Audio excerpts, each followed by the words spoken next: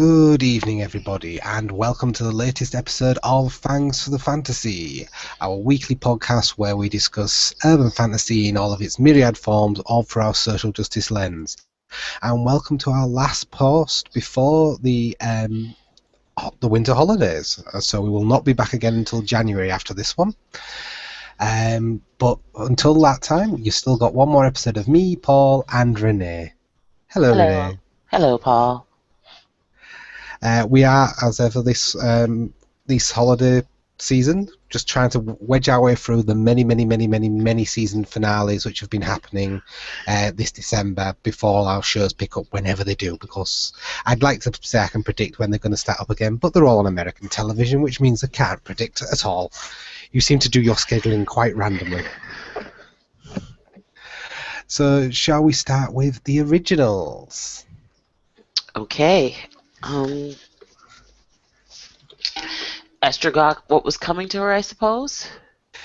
It was quite dramatic how it finally ended, and I think it kind of sums up this whole season as being considerably more dramatic and engaging than the last season, because there's been family drama, but there's also been understandable antagonists. Mm-hmm. I don't mean I understand what they're doing, because they're just evil and wrong, but at least that they are antagonists who are capable of being antagonistic. As we've said before, the main problem we've had with this show so far has been the sheer power the original vampires have. Makes it difficult to have an antagonist. But then this is going to be yet another season with split antagonists. Mm-hmm. You know, they don't have one big bad that they're chasing. They've got Esther, and now Auntie is obviously out there and on her way, because Baby Hope, of course, is not dead. Exactly, and she will require her tribute. I still want to laugh a little about that. There's a Finn, don't you know why you should be loyal to your mother? She promised her firstborn and the firstborn of every generation afterwards. Clearly now you love her. No. Shockingly. Oh, he's just beyond a mama's boy. You It, know? it's much as it is always a case of we overly expect parents to be totally responsible for how their children turn out, but just looking at the original family just makes me look at Esther and Michael and go, no, you just failed in every epic way possible. Yes, they did. When you can manage to inflict your children with quite literally millennia of parental issues, I think, You've done something wrong. yeah, very wrong. I think they almost need a little prize. Like, well done. You have screwed your kids up in ways that are beyond epic. Hmm. We're quite impressed, actually. Um, what I would like to see the end of is the slut shaming of Esther. Hmm. You know, she had an affair. Get over it. And it's not like there isn't more than enough reasons to criticize this woman. It's why are you resorting to slut shaming her? She is obviously a terrible person. This isn't even on the list of things that's wrong with Esther. So why are you focusing on this? I don't know, but it's constant. Michael calling her a whore, Klaus calling her a whore. Move on. It's ridiculous. It sends a really destructive message in general, slut shaming, but I think in some ways it sends it extra difficult when you slut shame someone who's evil, because it's like, you've sacrificed your firstborn, you've raised your children in this terrible way, you've done all these things that are wrong, but all of that is insignificant because you had an affair. Is it not only judges sex life as being sinful rather than anything else, but it raises it above all the others. It makes it Hmm. the greatest sin, the one true wrong. Well, that's it though, as far as Michael's concerned, and if as far as Klaus is concerned, that's her great evil, right? Hmm. Um, I would have liked to have seen some moments between Esther and Ansel. That would have been nice. Yep. I think to humanize her a little bit, because she's a bit of a sort of twirling mustache villain, you know? Exactly. I mean, every now and again she looks all sad and tortured because Klaus hates her, but I can't feel it because of, oh, he hates me. It's so how let go of your rage. I'm sorry, you are currently trying to kill his daughter. Did you expect him to, be fluffy and happy about this? She honestly did. And that's one of the things. That's perhaps as well. In addition to the slut shaming, is one of the things I have the most trouble with Esther. Her expectations of her children Yes. and the way she views herself. It's like Finn. It's like when Finn turned around and said, "Oh, look, our mother sacrificed her firstborn." I was screaming at the screen, "Why would you think this is a way to sell this?" And it's the same with her. I cannot understand her Mhm. self-image. I can't understand why she thinks she's being convincing. I don't know. And that is a what because generally I have been very happy with this season's antagonist, but it's this thing which continually makes me a bit I can't really run with this because it doesn't make sense to me. Esther herself, her motivations just feel so contrived. Well, she's trying to make up for putting vampirism on the world. Hmm. The last time she tried to do that, her solution was to kill all her children.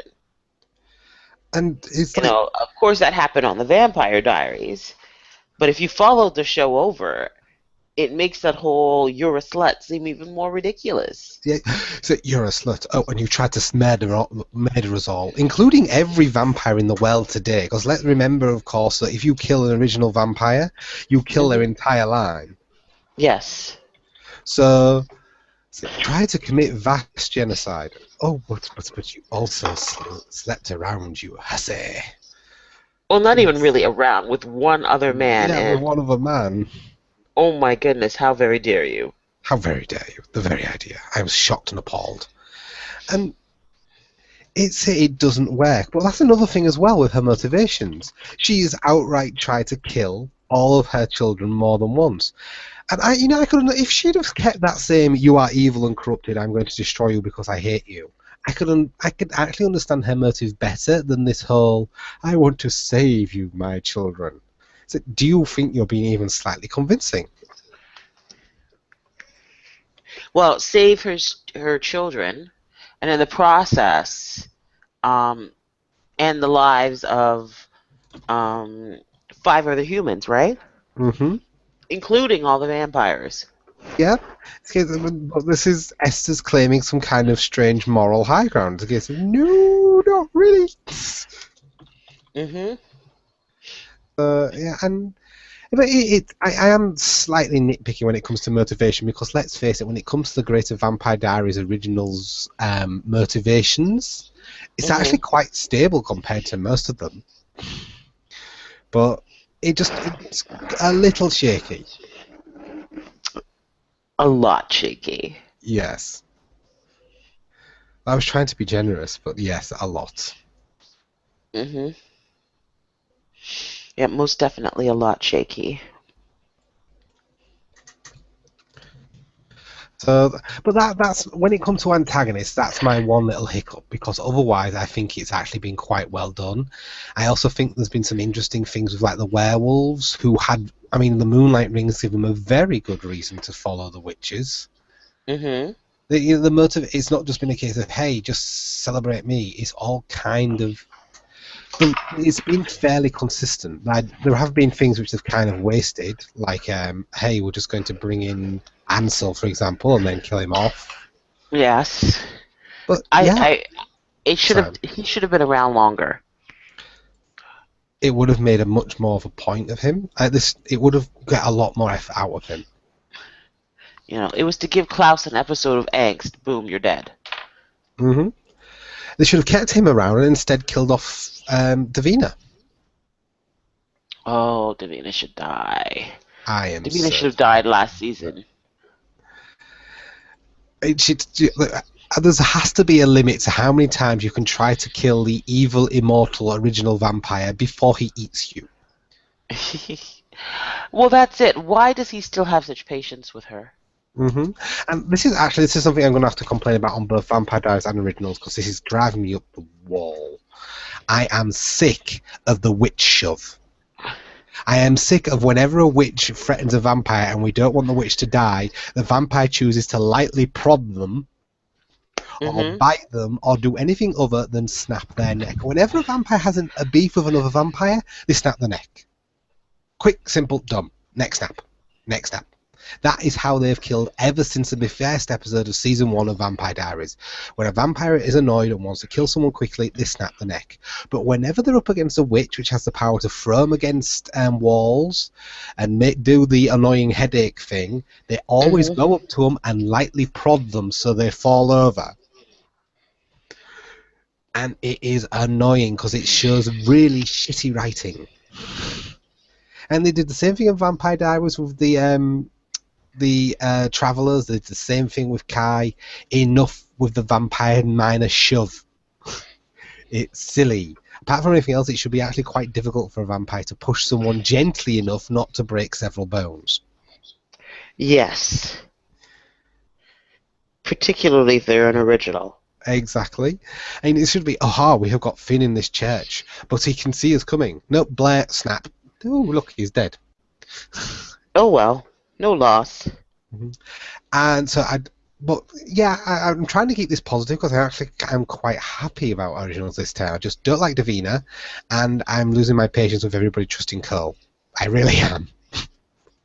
Oh, he'll keep his word. He's Mm. honorable. Mm-hmm. I mean, everything we've seen about Cole for on both Vampire Diaries and Originals is that basically this guy is completely out of control. Well, he makes Klaus look reasonable. Exactly, but That's saying something. no one seems to care over much. You know. Can I also say as well, the whole Davina Cole relationship is really, really not okay because Davina's like 16 and Cole is 1,000 years old. Just no, please. Well, it's enough that he looks young to her. No, creepy, really, really creepy. I mean, it's really, really, really creepy when you think, and I don't get nobody's saying anything. All right, maybe Well, the vampires Marcel will, is. Marcel is. Marcel objects to the relationship. but it comes off as a kind of an overprotective dad thing with him. But you think like Camille would say, hey, yeah, you know what, 16-year-old and 1,000-year-old, that's not okay. That assumes that they really care all that much about Davina. Well, I don't know. She has that Elena thing going on where people care about her for no apparent damn reason. I still want to know why Josh is following her around, I don't know, but I am happy that Josh at least has a love interest now. He has a reason to actually be in New Orleans. which is something. I'm hopeful that will develop. I think there was perhaps slightly more people squealing than was recalled for because we had a kiss scene. It was a good kiss scene, so I will give it that. And I'm not hopeful for more because it's Shirley Clef, but it's better than everything that's happened, any other LGBT representation on this show, on either show to date. Hmm. Except they're So, currently in the plot box. of course they are. And let's face it, that kiss scene, that was the one time when either of them were brought out to do anything other than play backup to other people. Hmm. Ever. And even then, they were called in to kiss, but that was mainly so Davina could sneak out the back door without anyone knowing. Yes. So, but still, baby steps. It is a step forward. So far, it hasn't been terrible. And if we reach the end of this season without one or both of them dying, I will be very surprised. I think they just might make it. I suppose them dying would require some screen time. Right. We probably won't see them again till Haley's big wedding. Yeah, I actually find that a vaguely interesting possibility. Hmm. this idea that werewolves all had all these separate abilities and they had to merge them. That I find that's quite some interesting world building. However, I do question how nobody's thought, hey, yeah, we get to change whatever we want, but have not realised that hybrid powers are more than just being able to change whenever you want. In theory, if they get all the powers of a hybrid, then surely they should start drinking blood and All the other good basically become stuff. vampires. No, they should become hybrids. I'm amazed that no one's actually thought, hey, does that mean we live forever as well? Hmm. That would require forethought. Not gonna Um, happen. exactly. And that's the thing. I think that maybe this plotline hasn't been thought through as much as it should be because there's a lot there, and who knows? Who knows what the. I mean, in theory, a lot could change here. They could all become hybrids. Mm-hmm. But we'll see if they're actually thinking that through, or they're just going to say, oh, look, no, you're werewolves who can change whenever you want because reasons. I'm thinking because reasons. Because reasons. They did that to add angst, so now Elijah can't have the one woman he loves yet again. Mm-hmm. But again, that's another thing of character development I quite liked. Elijah and his obsession for neatness. Mm-hmm. That was really good. Now we know Yeah. why. His hands always have to be clean, Mm-hmm. and he And has now, to look respectable. Yep. I also quite liked the Christmas episodes with Elijah and Rebecca and Cloud. They really did feel like a family for a first time in a long time there. Mm-hmm. It felt like a family gathering. Yeah, it did. So yeah, there's a lot of good here, but I think the bad falls inside some dubious plotting and, as ever on these shows, the minority representation. Is bad. It's bad. Marcel has been. I mean, at least Marcel is not constantly put in his place, but that's because his screen time has plummeted. Drastically. We've got this Gina. They'll say, new character of colour, why are you there? I don't know, because we seem to have forgotten about you for several episodes now. Mm. And they put Rebecca in the body of a black woman. Yeah, this is a new thing on originals now. It's kind of like, you know how we had a post on they use mixed race characters in books to have someone who is white with maybe black hair, and Yeah. their person of colour parent is dead, so they have to have no cultural markers. This seems to be like the television version of it. Let's put white characters in black bodies. I'm not sure how to deal with it. Hmm. There's part of me that feels that it's positive because at least I'm seeing another person of color. And in a The major other part, role, but the other part that says nah. I mean, I know why they did it. They probably want to involve Rebecca's character more, and of course, the actress who plays Rebecca, said she don't want to oh, do this. no, she only wants a limited role on the show, Mm-hmm. right? So that's the only thing I can think of. And to allow them to use Rebecca without having to use the actress. Yeah, it's. I think that's probably one of the ways forward, and it's interesting that they did choose a black actress for it. It just all feels. I don't know about you, but I just don't know where to dump on this one. Neither do I.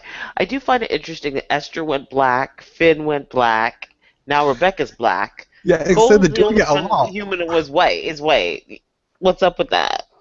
That's cool because they've actually. I think they went with Cole because they looked into quite a high profile actor there, but also because he's the most prominent, maybe because Rebecca's not supposed to be hanging around. Yeah. But obviously, that actor is actually quite well known. Yes, the guy who didn't get the girl in Teen Wolf. Oh, I'll always remember that scene. Scott, you were the love of my life. Awkward. The only man I ever loved. Really awkward. Mm-hmm. I sometimes wonder, did they ever realise just how bad that scene was? I don't know. You know why he left town now, really, don't you?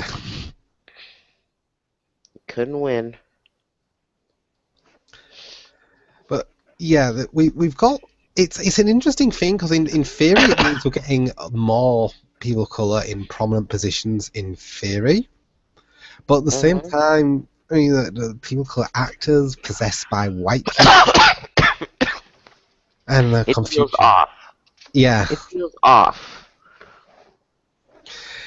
I think I wait and see where they go with it. I'm just yeah, I don't know where to go with that. Well, yes. But I think at least they won't be doing the whole you're uppity thing the way they do with Marcel. Which is something because obviously they are still originals within their human bodies. I'll be Right. pissed as hell if Rebecca doesn't at least get magic because that'll be another way to disempower her.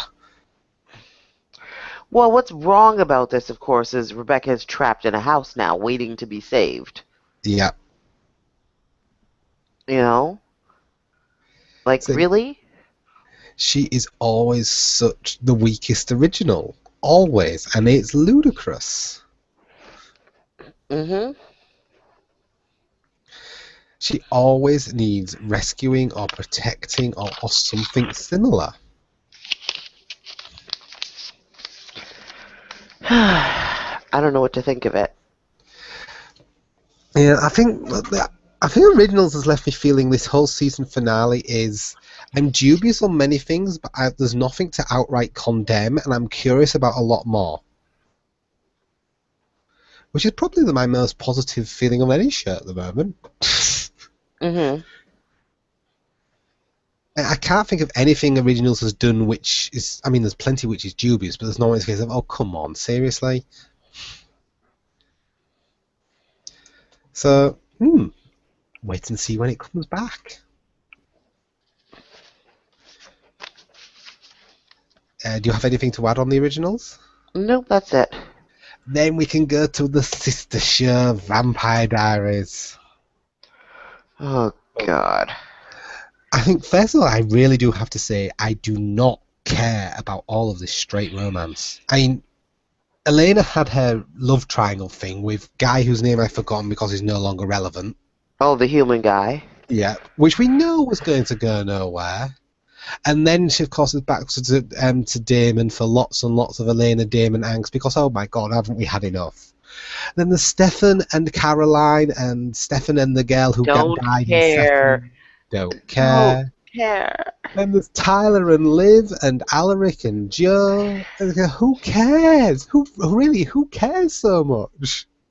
But still, the most useless character is Enzo. Why is he even there? I don't know. Other than he's cute and has a nice accent. I was gonna say, is it just throwing things to the fans with that? Oh, Enzo's cute. The fans love him. We'll keep him around, and he'll occasionally kill people, and everyone else will kind of go, "Oh, Enzo, silly you, killing another innocent woman of color." Yeah. Oh, This is. well, Enzo gives Matt something to do, right? Oh, well, speaking of, there's another pointless character no one cares about. You know, it gives Matt something to do because otherwise they'd have to shove Blondie into a plot box. And at least the one thing Enzo has done in some ways is poke some holes into Vampire Diaries' ridiculous morality. Because Hmm. he is saying repeatedly, I'm no worse than Stefan, I'm no worse than Stefan. And yeah, he's right. He's certainly no worse than Damon. Hmm. Even Alaric had his serial killer moment. Even Caroline and Elena have left bodies in their wake, but they're the Oh, good this is true. vampires, and Enzo's the evil one. In some ways, it makes sense for Matt to decide, hey, you know what, I'm going to have to hunt all vampires, except for some reason, our idea of hunting vampires is make them helpless, then drive them into Mystic Falls, rather than just take off their ring and throw them into sunlight. I think it's because he was um, his mentor who was killed trying Oh, to do true. that. Trip. I think that's why he chose to kill Enzo that way. But why did Trip choose to do it? Well, here is just the thing. They're not original vampires. You don't need the white oat steak. Stake them. Yep. In fact, most of the Stake them. vampires he was dragging into Mystic Falls to die because of the and then exposed to sunlight, they were just standard common garden vampires, extras. They can't all have had daylight rings. I mean, do you remember in season 1 when daylight rings were actually supposed to be fairly rare? Yep. Do you just eBay them now? Every vampire they meet cannot have a daylight ring. It's ludicrous. This is what I'm saying. Here's the other thing too. We have seen vampires killed with a pencil on Yeah, this show. A pencil. Why do the rigmarole of tying him up in a van? it's all part and parcel with the whole I'm a vampire, I'm going to lightly nudge a witch rather than kill them. When it's convenient for someone to escape or survive, the people attacking them will not use common sense or even a tenth of their abilities. How many times did Bonnie let Kai touch her? Why did you just stand at the other side of a grocery shop and throw sharp things at him? She's This a is witch. true. She has range powers, but she's letting him grab her over and over again. Standing next to him at that. Yeah. They do. This is a thing Vampire Diaries and Originals does all the time. They change the power levels and they hit people with no common sense just because it's the only way they can make their battles and plot lines actually work. And like, Kai, aha, I am in Mystic Falls, and you cannot enter Mystic Falls with no vampires. Who will stop me? Sheriff Liv shoots him in the head. And come on, he's just a human in Mystic Falls. It's not Mm-hmm. like it has magic there either. So no one can stop a serial killer without vampires. Well, you know what? The police tend to usually. And it's Yeah. not like he was a big guy. Tyler and Alaric could probably have done quite a good job of beating him into a pulp. Especially Tyler. And Matt and Jeremy, I know they're all incredibly incompetent, but the four of them together should have been able to sit on him. Nope, apparently not so much. It's ridiculous. Hmm. Beyond ridiculous. This is the thing with Vampire Diaries this whole season. The plotting has been dubious from the very beginning. Elena's decision to remove her memories, and my God, someone has to teach that girl how to deal with her emotions in a mature fashion. She can't. Because I am so sick of that. In Cut every off her humanity. Now she's gotten rid of her memories. And then on top of that, we've had some really dubious plot lines, some really ridiculous decisions, which is standard Vampire Diaries, and then we've had all these little plotettes, like Trip and his vampire hunting, didn't go anywhere. It was just around for a few episodes and then disappeared. Why even get in Hmm. that actor? Because that actor can't have been cheap because he's known. Or there was Sarah, the black woman who came for Enzo could eat her because he's on Vampire Barbie's diet. Hmm. What was the point of these flashbacks to Mystic Falls and yet another massacre Damon did? And Holly, other than again another disposable woman of colour, what was she there for? I suppose to let us know that the Salvatores still have family? Human family? Uh, I'd say we've got all of these, and then there was like Elena's aborted love interest. That was another pointless plot line. There was all of this bump, these pointless, distracting plot lines that didn't go anywhere. And meanwhile, while we're focusing on all this and everybody's endless romance, there's Bonnie on the other side. Hey, anyone care? Anyone? Anyone? Oh, look, Jeremy's got drunk again. Helpful.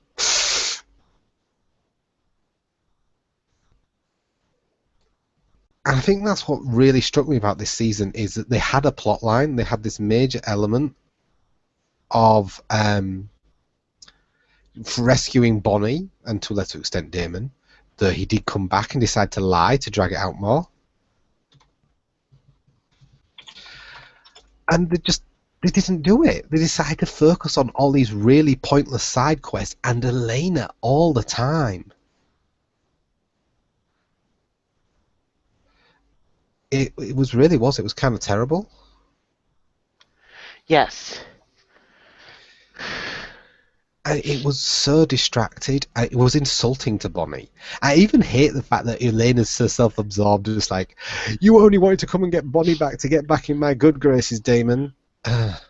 Wow, really? How self-absorbed does she have to be? Like when her advice. I mean, what the hell, Elena? It's even worse than when Bonnie died. Oh, everything is all about her. Just the way they talked about getting Bonnie back and how it's even things that got me is they knew when they knew Elaine and Bonnie was back. Damon, Alaric, and Stefan went on the road trip, which I actually think was great, very cute. Where they all taunted Stefan about Caroline. That was fun. Uh-huh. But they went on this road trip, and in the meantime, Caroline, Elena, and various side characters decide to have Thanksgiving dinner. She said, "Are you serious here?" Well, it had to happen, you know. And this is another thing about this season. In between the endless romance plot lines, which I didn't care about, these little aborted plot lines that went nowhere, which I didn't care about, we had a party nearly every other week. Christmas, Thanksgiving, Homecoming, the corn maze, the Mm. one at the waterhole. I don't even know what that one was in aid of. It was just a party. I think that they were worse in the worse intent of intent. Worse in why can I not speak about attending class in college than they were in high school, and I that's know. saying something. They only show up now and then to attend Alaric's occult studies class. And why is that even a thing? I was more amused by Elena working in the hospital, and I'm going to be a doctor. She's decided, and I think, does anyone who writes for the Vampire Diaries understand how the college system works? Do they Hmm. understand that she has to get her undergraduate degree, then take the MCAT, and then go into medical school? You don't start training to be a doctor and going to a hospital and looking in at patients in your as a freshman in college. Particularly with Not even hair. super sparkly Elena. Oh, it's bizarre. It really is. It's bizarre the way they put it together. It's so clumsy. It's so phoned in. Hmm. I don't understand it at all. Uh-huh. And then we got this whole Gemini Covens plot line, which again doesn't seem to go anywhere because no one treats Kai like the threat he is. Hmm. And they're just being there to add a little extra angst for Liv and the complete disposability to oh Luke. But it's just so clumsy. This whole season has been a mess in terms of plot lines. Hmm. It's been phoned in. I think someone's been asleep and just going, yeah, that'll do. It just doesn't make any sense. Yeah, it hasn't. And its minority representation has been appalling. It makes originals seem stellar. You've had these women of colour show up to die. Bonnie spent literally the entire season in a parallel dimension, and the other cast very rarely even cares. And Hmm. Luke only exists when someone wants magic. And he says Elena wants to take drugs to forget that Damon existed, to see Damon. Then Luke will appear. Then he'll disappear. It's like, oh, Liv, it's terrible. You're going to lose your brother. So, seriously? Anyone going to comfort Luke about his inevitable demise, and that nobody thinks that Liv is going to lose to Luke? Nobody does, which is pretty bad, by the way. Mm-hmm. It is clear. Everyone thinks, oh no, when you see what we've seen of him, he was kidnapped by humans in the last season, Mm, non-magical teenagers. too true. So it's not like he's been particularly useful. At the same time, there's constantly blaming him for not sacrificing Liv for saving the other side. Hmm. It's been a really insulting depiction. They've suggested he actually has a love interest in the background, or rather a sugar daddy, is the way Luke Where? puts it. Yeah, she mentioned it once in passing to explain why Luke wasn't there yet again. Mm, So I notice we aren't seeing that while we're seeing every straight romance ever. hmm. Yeah, it's really bad. It's the whole depiction of this season has been terrible. It's been one of Vampire Diaries' low spots, and my God, that's saying something. I don't. I can't get into it. And I thought I wouldn't find a season I hated more than the Traveler season. Hmm. But this, Yeah, this. it's because it's had. I mean, you say this is the what season? You tell me your name, what it's following from, because we've got no coherent storyline, no coherent plot from beginning. We had the Traveller season. What have we got in this season? It's the Kai season. Apparently, which yeah, and he's only powerful because of the incompetence of everyone around him. Mm-hmm. Uh, Oh, oh, I did love the whole pulling the Traveler magic out of the earth. that was nifty. But it's and it's also I have to admit something I didn't predict. Though I do look back and say I probably should have done. Mm-hmm. Because obviously he eats magic, and the whole reason Mystic Falls is a magic-free zone is that he's a magic eater. What I didn't like was, again, to go back to the whole, oh, we've lightly prodded a witch. There's Kai chanting, unchained, standing up, and there's Damon and Alaric watching him. I know. To say, Nobody why are thought to you knock him doing nothing? unconscious. They know he's doing something. Nobody thought to knock him unconscious. Come Exactly. on. He just goes, why? Why are you not doing anything? Why do you make me hate you all so much? Mm. But yeah, I don't really have much more to say about Vampire Diaries, otherwise just to ranting over and over again about how awful it is. Mm-hmm. Do we know how many more seasons this has? Because I know that at least one of the actors seems to be getting very, very bored. I think they're going to ride this till it dies. Hmm. They've given up trying to follow along with the book. Which I have to say is a very good thing. Yeah. So that would lead me to believe they're going to ride this series till it dies. I It's mean, another Supernatural. yeah, at least Supernatural at least has occasionally amusing episodes. You know, when the ratings start to fizz, then you'll see the end of Vampire Diaries. What is this? Season 7? Season 8? Season 6. It just feels longer. 6. Oh my gosh, it does feel longer. I can't believe I've been watching this show for 6 bloody years. Oh, all those hours I won't get back. Oh, I know. I don't have anything else on that. Mm-hmm. So we have the book of the week, but I don't actually have a lot to say about that. So I think we may have time to throw in Resurrection. Yes, let's talk about Resurrection. Resurrection. I think it lost its way.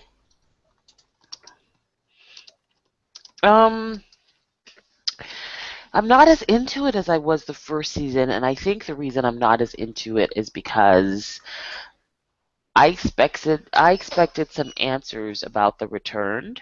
Hmm. I expected them to start making some connections, and it's turned into a weekly family drama. Yeah.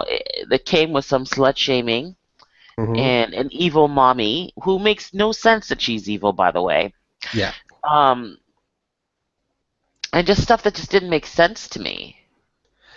What annoyed me is in the last season they decided, hey, you know what, we're going to we're going to close it with some mysteries. Here was the military coming in. Here was the tattoo proving that Bellamy was multiple returned. Here's the idea. Obviously, returned had been around for much longer. And then we opened up this season, and nothing. And we didn't address any of it for episode after episode. Instead, we returned to the Langstones and their endless family drama. Yes. They didn't even bring in the mysterious old murders and oh look, Granny's evil plotline until halfway through the season. Instead, we just had family drama. The Langstons family drama, the priest's family drama. Hmm. And I'm not saying the family drama was bad, but the entirety of season one was family drama already. Well, the priest family drama was a little bad. Yeah. That whole why that baby? And all these years you were trying, you never thought about adopting. There aren't kids in the United States that need parents. And were there agencies that said, no, a minister can't possibly adopt? A white Exactly. straight minister and his wife, a white straight cisgender minister, middle class, and his wife can't adopt? Yeah, I don't buy it. I don't, and not. It's clear that she isn't. Oh, it must be the fruit of my womb because this child isn't. It's the sperm. You know, is Pastor Tom's sperm that necessary? I think it's the so the obviously the problem is her and not him, Mm-hmm. right? So surrogate? I mean, there's Yeah. so many scientific options to children. I mean, outside of adoption, let's just say, there's so many scientific options to couples who are infertile that it makes no sense to me that Rachel has turned into hand who rocks the, not Rachel, Janine has turned into hand who rocks the cradle over this baby in the most spectacular, creeptastic way. Yeah, it seems to have come out of it's a motivation which isn't particularly supported, and I'm not particularly uh, that certain about it. It's creepy. And that Hmm. whole, women will do anything to mother, including stealing babies. Um, yeah, I It's have a problem with that. it goes back to the post we wrote a while ago about all women in Resurrection being an archetype. The evil mother, the caregiving doctor, the desperate to have a child minister's wife. I mean, they're all Barbara the Jezebel. exactly that they all kind of fit preset roles. You can probably predict exactly what every character is going to do in every situation because they're templates. Hmm. And a lot of them, because they're templates, their motivations are not particularly laid out. In Barbara comes close, but Maggie is her motivations are pretty basic. I don't even begin to understand her with Margaret. I don't really understand Janine. Okay, Margaret makes about as much sense as Janine. She married into the family, number one. Hmm. The husband was a drunk. She couldn't have loved him. The age difference between them was just ridiculous. And the only thing you can say is, well, maybe it's because she ran the factory in her lifetime and it became her life, her legacy. Hmm. Maybe that's the only way you can justify it. But why not? I mean, when those men died in the fire, how old was she? 12, 13? Something like that. Why is, and the factory's long closed. Why not But own up to that? and I think in some ways that they're actually is it oh look we can actually examine a lot of these interesting oh what to call it we can actually examine a lot of interesting classist tropes, and they're actually doing quite a good job, I think, of examining those classist tropes. But Yes. they're shoehorned in. They want to do these classist tropes and show what the Langstons mean to the town, so they're going to get them in there. Uh-huh. I also think the whole. I mean, another storyline that's a little forces the hostility towards the return. I mean, it's not entirely unrealistic, but it's burned very quickly, and it seems to go off and on. I did enjoy Carl killing his brother. Yes. I did. I know it was wrong, but I did enjoy Carl killing his brother. That was an interesting point. It was a case of not everybody who died was a saint or is welcome back. Hmm. And yet we're stuck with them anyway, Exactly. right?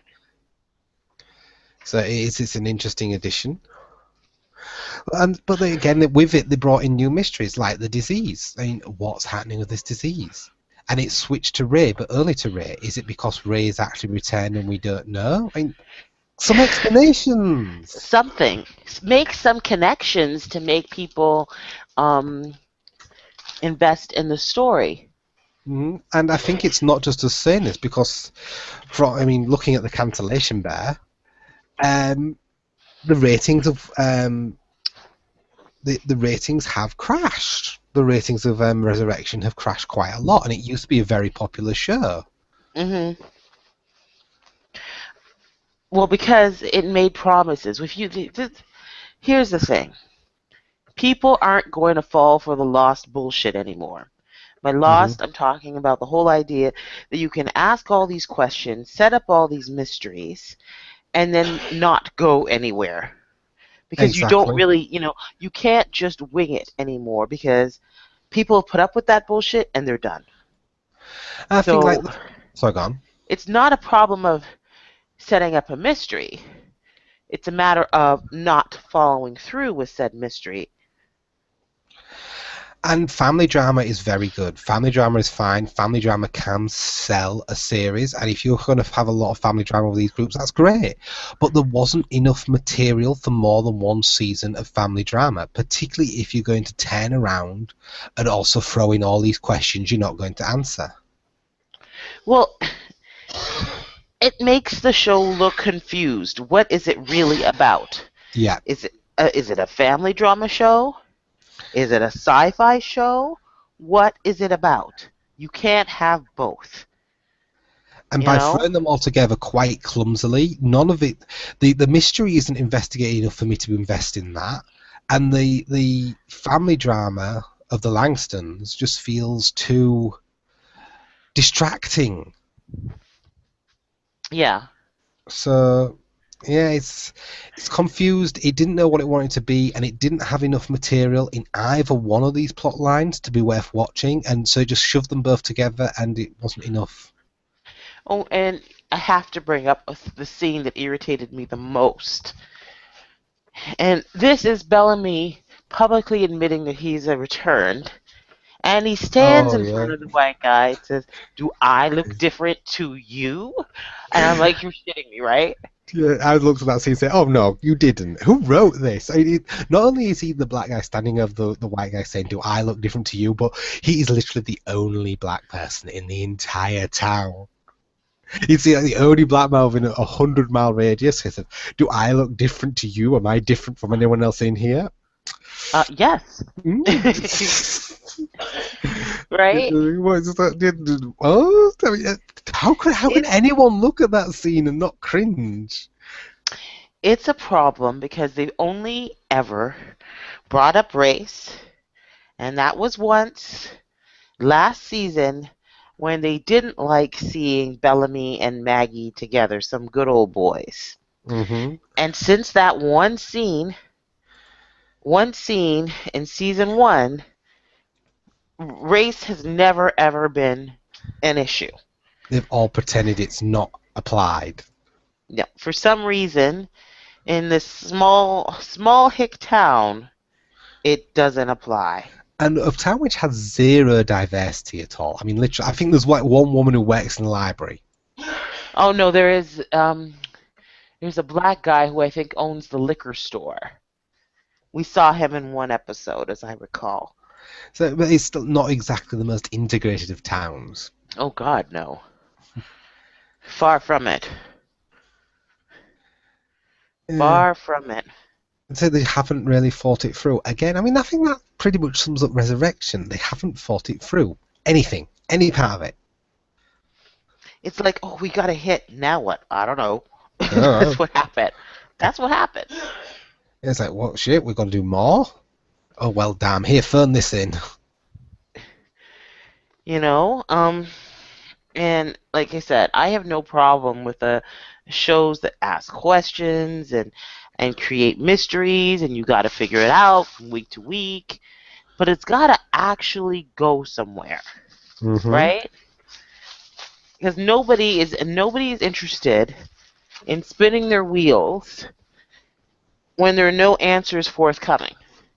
And every show that has tried that bullshit since Lost has found itself promptly canceled, with the exception of one. And Under the I Dome. under the dome, and I believe that's because it came on during the summer and there wasn't anything else on. Under the Dome wasn't. Yeah, I think Under the Dome, someone sold their soul to someone to get that show to still going. Yeah, that's the only thing that makes sense there. Because that is some dire rubbish. Resurrection is going to come back, and to be honest, I'm not looking forward to it. Mhm. I'm just not. Well, It's I want not. I want to see Tom come back. I do. Hmm. Only because I want to see him get away from Janine, other than death. Man shouldn't have to die to escape his wife. It's a little extreme, Right? it has to be said.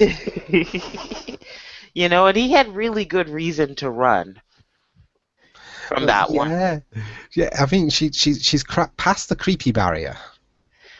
Well, I mean, he recognized it, right? Hmm. She realizes without me, she doesn't get the baby. Like, yeah. Let's just put that down as a no. This relationship has not quite worked out. Irreconcilable differences, and also she's very, very creepy. Yeah, and the story. Yep. So, reason for divorce? Really, really creepy. Do you have anything to add to that? No, just really creepy. Yeah, that ought to do it, Hmm. right? Yeah, but in general, and the thing is, it is coming back, but I don't think it's going to get renewed. It'd have to pull off a small miracle to get renewed at this point, and I won't miss it. I will miss the potential. Mm, I will miss the potential of what it could have been because I still feel like there are so many things they could have explored. I'm curious about all the issues they raised and didn't follow through. I'm not curious about the Langston family drama. no.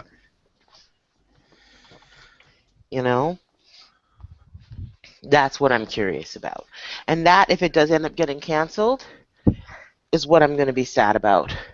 Yeah, Um, should we move on to pretty Forever? much. Forever. Speaking of shows which never really met their potential. I really like the protagonist. I really do. Hmm. The, I do. I like the protagonist. I actually like this show. It's one of those. Yeah, I know it's not particularly deep or involved, but I kind of do like it. But the flip side is, I look at it and go, yeah, it's like Resurrection. There's a mystery there which they've teased occasionally, but they've not actually done anything with it. And I mean, they finally touched on the big bad and the very last episode before the big finale, and it was great. It was wonderful. Too little, too late was the feeling. But yeah, it's too little, too late. And when we had a fairly standard Sherlockian crime drama until then, and don't get me wrong, it was fun, it was good, but it's been done 100 times before. It is still fun to watch. I mean, there's a reason it's been done 100 times before. Is it's quite fun. It's not a bad thing, but it had absolutely Mhm. nothing original to set itself apart. Mhm. Yeah, I think. I mean, you have this mystery of this guy who cannot die, Hmm. right? And now, for the first time, he finds out there's someone out there like him. You find this out very early on in the season, and then it's murder of the week and the occasional call from the bad guy. Yep. You know, that's essentially what we got week after week after week. And I really do have to hasten and say again, I enjoyed it. It was fun. There wasn't a single episode I watched and said, I didn't like this. I did, but it was nothing special. And if they cancelled it, I Well, could I have. liked overall. I liked his relationship with Abe. That was You know, really well done. it was really good. I Hmm. enjoyed it. But you still get the feeling that by itself isn't enough to sell a show. No, It's unfortunate, but that's a fact. I think that's what really does come down to us so much about this show. It had a lot of nice things.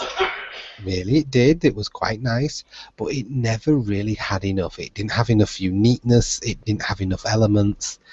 It didn't deal with its meta enough. It just didn't. It didn't reach its potential, and it instead followed the same very cliched paths, which kind of left me going, yeah. Yeah, I mean, it's not going to make it out of the first season.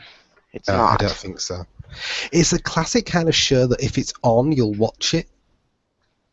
But if But it's away, you can forget it, you know? exactly, the idea of actually changing your channels or setting your Sky Plus to watch it. Probably Yeah, wouldn't. it's just kind of It's the right? sort of thing you record and put in your diary, and then it just keeps recording week after week because you never really find the time to watch it. You get around to it's a case of I'll get around to it when I get around to it. I've got Exactly. nothing. Oh, I've got nothing else going on now. I'm not going anywhere. Then you might sit down and give it a few minutes of your time. Exactly. And yeah, that's not enough. It's not enough to sell. Which is a shame because it did have nice moments, but it needed more than that. Hmm. It did not deliver. And the acting wasn't bad. I mean, it's got It- some good actors. That's worth saying. The Yeah, acting isn't bad. We had a prominent woman of color yeah, as his partner, and it was clear that they were equals. yeah. And I even like Lieutenant Reese. I mean, it's often when someone's promoted to obscurity, you hardly ever see them, but she did show up now and then, and she had some fun things to say. I was actually really happy to see that actress because I've never seen her in anything even reoccurring. I've seen her in a lot of one-off episodes of Law and Order and such. Mm-hmm. So I was really happy to see her there. And I hope this isn't. I'm sad for her, and I hope this isn't the end um, for her. Yeah. Oh, it's just, it's one of those shows where I didn't hate it, and I'm just kind of looking at it and going, I'm annoyed. I'm annoyed that it couldn't be more. I'm annoyed that I can't say, yes, it's wonderful. I'm annoyed that I couldn't have enjoyed it and championed it. Hmm. Because I kind of want to turn and say, yes, it was amazing, but no, it wasn't. I'm sorry, but it wasn't. And it needed to be more. Yes, it did need to be more.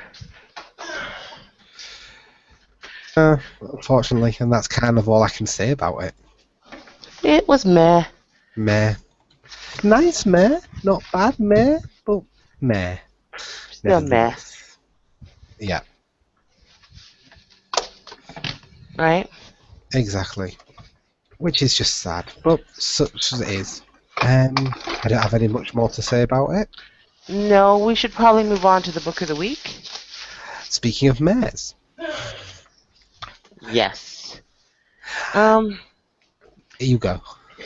it didn't end as suddenly for me this time, but it, it just felt like you just trudging through the book. Hmm. And I did like that we had him getting more Thor-like, and I am Thor and all this stuff, right? I quite like Freya. What's the name? Raina. Turn around and say, you're not being harsh enough. You're four. You need to be a bit meaner. You need to be a bit more like me. Mm-hmm. You're not going to get the Valkyries' attention this way, buddy. Yep, they're Kind of Valkyries. They deal. don't respect your apologetics and your creeping. I think that's the thing. It was really. It had the same problems as the first book in that it was really, really, really, really linear with very little in the way of twists or particularly that much effort in the story. It was literally a lot of fight scenes linked together, but it was better because we had some character development, and of Matt and Laurie particularly. Mm-hmm. Whereas the first book didn't have that. I think it's because it was. I mean, it's YA, Hmm. so you don't really expect much. It's a quest movie. They move from one point to another, and then that's it. Yeah. I'll say it's just so linear. Classic quest. Is it? This is your quest. Go fill it. Hmm. I did like that it's Lori who's Loki's representative. Actually, it makes sense. Put it to you this way: it makes sense that Loki would be split. Hmm. Nothing about Loki is simple. So you have bad Loki, good Loki. I also like the fact that Laurie is Loki's representative, but Loki isn't the Loki's descendants represent a considerable amount in this genre. Hmm. Um, it's it's the fact that they keep calling him Fenrir. I mean, Loki's had children who also need who also need what do you call it, their own representatives. Mhm. Mhm. I mean, it has to be said the Norse mythology in this was amazing. hmm It The really research was. is amazing. Yeah, if you're a Norse mythology geek, this might be the book for you. Um, I really, really loved it. You know, the goats Yep. and he was talking. Are you swans? Are you killer swans? I had to Where's my giggle at that. present? Yeah, what am I supposed to do with this cloak of feathers? Really? So that you can have cats. Really? Really? Like vicious savage cats? No, house cats. Oh, So you are Lord of Goats. you know, and then you have the All Father in there being all mysterious and whatnot. So those nice elements. I'm surprised that they did. I know that Odin only has one eye, but I was surprised that they followed through with that, given that we're talking about a teenage boy. hmm I think it's interesting that they did decide that yeah we're going to go the whole hog with Odin. And didn't he give up his eye for knowledge? Yes, yeah, and he also hung himself for it. Yeah, but it seems to me that knowledge is something he already had. So what was the taking of the eye just to make him look like Odin, or I what think was in the the end deal it was a there? case of just to fit Odin, he would lose an eye because he clearly knew it was going to happen for a long time. Mhm. Yeah. And I love the whole I am Thor. So it was all about the character development. It was about Thor stepping on saying, "Yeah, I'm actually Thor here," and yes, I'm Thor, and yes, I am changing from this 13-year-old into an actual God. yeah into a god, into the Thor, into the warrior. You know what it made me think of? It made me think of the Almighty Johnsons. hmm Very much The so. reason the reason it made me think of the Almighty Johnsons is I was watching him have all of these Thor moments, right? And I kept thinking when I was watching the Almighty Johnsons, I wished Axel had had more Odin moments, you know? hmm And I was reading this thinking, why couldn't they have done something like this with Axel, Exactly. you know? And it sort of made me sad there. For that, for just to give you a sort of visual, that's what was going through my mind a lot. And the other thing is they have Thor as the leader, but Thor really is kind of daft. He's not the brightest light bulb, right? hmm So how is he leading these kids around considering this is the nature of Thor? Well, I think it's because the thing is, there's a lot of different. I mean, same with a lot of Norse gods. I mean, people say Norse gods come with a lot of different aspects, but I think it's more because Norse gods cover a lot of centuries and that, for the time, a very large area. So the Thorus was worshipped in, say, Iceland in 4th century AD is not going to be the same as the Thor worshipped in, say, middle of Germany in 4th century AD. And like, as they said in the first book, Thor was very much an accessible god of the people in many ways, and even a god of farmers with the Lord of Goats. So I think that the writing it was more accessible because Odin was seen more as Aloof. yes. So I can see him why he's a leader in that sense. I think in some ways it's an interesting way to cover the complexity of how deities are combined. I mean, I see this sometimes with people trying to cover the Egyptian gods and they feel like there's like 6 gods for everything and the roles of the gods change and they forget that these gods, their mythology covers several millennia and the Hmm. way they were thought of in the beginning of that reign and at the end are very, very different and the gods evolved, the way they're worshipped evolved, Hmm. what they represent evolved, especially since you lack a unified church and unified communication. So I think the different ways that Thor is depicted here kind of work because of that. Okay. So I I'm willing was to run with that. I was wondering about that. I'm willing to run with that, particularly since they've played up Odin's mystery more. Because if Thor wasn't going to lead, that obviously Odin would be the one to lead. Yes. And I think by playing up more Odin the Sorcerer, Odin the Wanderer, Odin the All-Knowing, God on High, unapproachable Oracle, they've set it up more for Odin to be this supreme authority. I mean, let's face it, everyone does do what Odin says because he He's can see Odin. everything, yeah. But at the same time, he's not the one involved in the nitty gritty. That's Thor's work. Exactly. I think that does kind of work. Hmm. Mm. And there were moments that were epic. I mean, as much as it was linear, I loved the epic moments. When he called his hammer to him, when he Yeah, announced who he was, he called his hammer, and the hammer, came and. I could visualize that. I it really did. does. I do love me some epic. I really do. You know, of course, I wasn't picturing a 13-year-old boy. I was thinking more Mm. Chris Helmsworth. But yeah. True. But I will say this book actually has illustrations and they're not actually bad at that. Oh, they irritate me. I don't mind them. I think in some ways the illustrations are useful to me because they remind me that they are 13-year-olds more than Hmm. anything else. I think if the illustrations weren't there, I would have missed that. Mm. Well, they emphasize it a lot in the story. Just a kid, just a kid, just a kid. Hmm. I think that's probably because it's just a kid, but it's 13. It's not like just a kid, 15-year-old. No, it's 13 years old. These are very, very young. Hmm. I quite like. I mean, we talked about Thor's epic moment. I quite like Laurie's as well. She's becoming cunning. Oh, hi, Aunt Helen. So seriously, we know you don't look at me as an auntie, but yes, you're definitely my father's son. Hmm.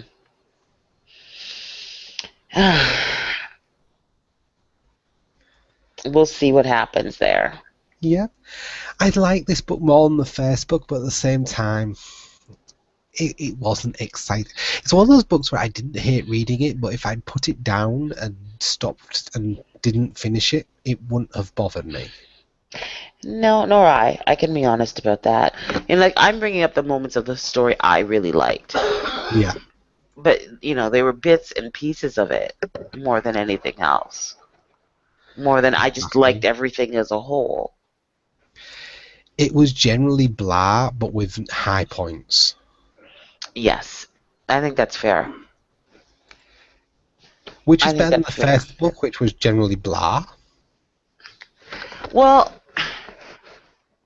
for me, I would say for YA it was good, but I didn't go into it with high expectations because it's YA. Hmm. But Norse mythology, I wanted. Norse mythology or not, the age group that this is aimed at doesn't suggest that you're getting anything great. Which is, I think it's a shame on the part of the authors, because I think uh, the age group deserves better than that. Because as we've seen with Hunger Games, for example, Yes. even Harry Potter to a degree, kids can take complexity. Mm-hmm.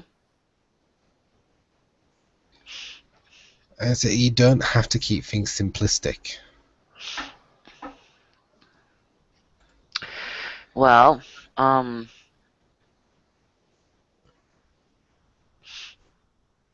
I would agree with you there, but I don't think anything more is going to come out of this series than what we're currently getting. They're Yeah, going to have to wrap up the big mystery. He's going to fight the snake, and then we'll see. true. But the flip side is, we're going to see the third season, and when the third book comes out, I won't hate it, and I probably think it's quite okay. Is there only a 3-book series? I Is don't know. this? I don't know how many more it's going to go, but there will be a next book coming. Okay. All right. It's no Meg, but it'll do. Yep. Other than that, I don't really have much else to add. I'm done. But I'll say it's not a bad book. We've read a lot worse. Vampire Diaries. Oh, so not going anywhere near that. But that probably draws to a close our last podcast of 2015. We will be back on the 5th of January.